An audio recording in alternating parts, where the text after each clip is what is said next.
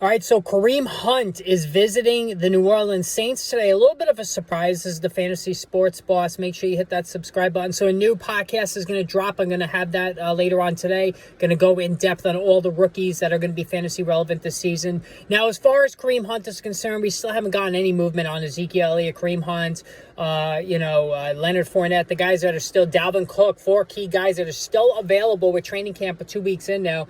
But Hunt is meeting with the Saints today, and of course, Alvin Kamara is suspended the first 3 weeks of the season. But this is interesting because they already have Jamal Williams and they have Kendry Miller, the rookie from TCU. Miller's getting some decent attention in fantasy football, even though he's kind of just a pure runner, not much of a pass receiver. Jamal Williams, same thing goes for him as well. So maybe they want to bring in Hunt because of the pass catching opportunities, maybe on third down. So that might be the reason why they're kicking the tires here.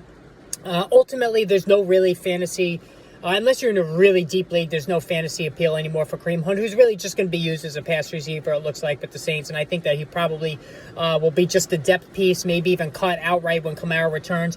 If Hunt does stick around, and by the way, that noise you hear, it's like a massive rain shower taking place right now outside my vehicle. If Kamara does return and Hunt stays with the team with Miller and Jamal Williams, well, that's not a good situation at all for Alvin Kamara. So at least from a fantasy perspective, the only thing that has an impact is possibly Kamara's overall value as a running back 2 in PPR leagues.